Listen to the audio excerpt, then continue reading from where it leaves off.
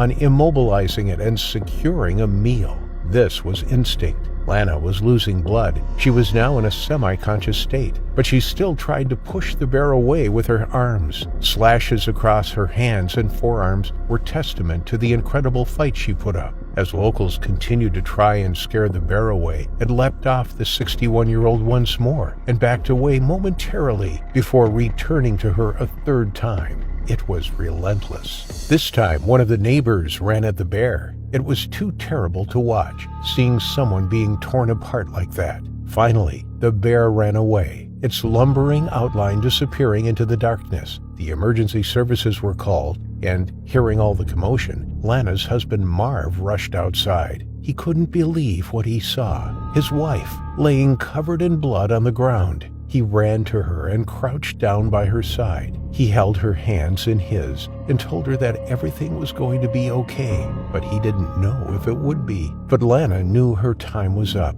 The life had been sucked out of her, and she could feel herself fading. She looked into Marv's eyes and said the most devastating thing a partner could hear.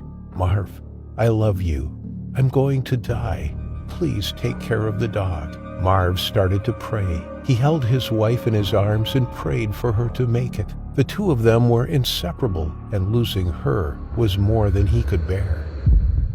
Lana was rushed to Scottsdale Healthcare Osborne Medical Center in critical condition. Nobody knew if she was going to make it. The doctors put her into a medically induced coma whilst they operated on her battered body. She underwent 7 surgeries in as many days. As she lay there, unresponsive, Marv continued to pray. Family members set up a fundraiser to help pay for the medical bills. It was the least they could do. Her injuries sustained from the attack were not covered by her medical insurance, so it was all Lana's friends and family could do whilst they waited and hoped for her recovery.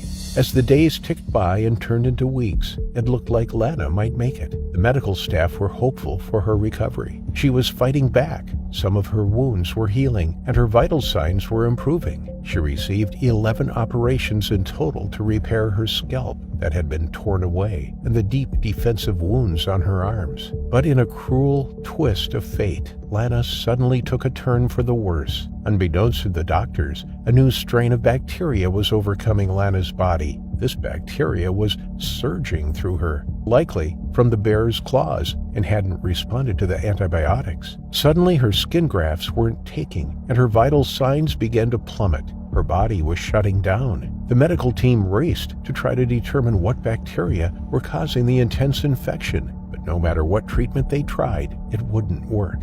4 weeks after being admitted to the hospital, Lana was struck by a massive brain hemorrhage, which was thought to be caused by the bacteria. She died on the night of July 25, 2011. It was a terrible and tragic end to Lana's life. It had been a completely unprovoked attack, and one which deeply concerned the sheriff's office and the state's game and fish department officials. The bear had behaved extremely aggressively and had not been deterred by the attempts from locals to scare it away. Immediately following the attack, the bear was hunted down with the help of sniffer dogs. It was found about a mile away and was shot and killed. It was the only way that officials could ensure the public's safety. It was thought that recent wildfires and droughts had driven bears to search further afield to find food. This male bear had become desperate in the search for something to eat and had been attracted to the neighborhood by the smell of food and trash found there. On that fateful night, it had seen Lana as a credible target and a potential meal, attacking her ferociously.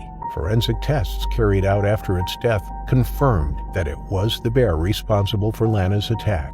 Lana had a large family who had struggled to come to terms with her loss. Between Lana and Marv, there were 16 grandchildren and 13 great-grandchildren. She always tried to make a stressful situation better through her compassion and caring nature. One of her volunteer roles involved her dressing up as a clown to bring some cheer to patients in local hospitals. She began volunteering with the Gilbert Fire Department in 2007. Among her volunteer roles, she was a community emergency response team member, a community assistance volunteer, and CPR instructor in her hometown of Gilbert. Her loss was felt all the way through the community. The last previous attack to take place in Arizona had occurred 5 years earlier, In 2006, Lana had become the 7th victim of a bear attack in the state since records began in 1990. None of the previously recorded attacks had been fatal. Lana was the unfortunate first person to meet their terrifying final affliction.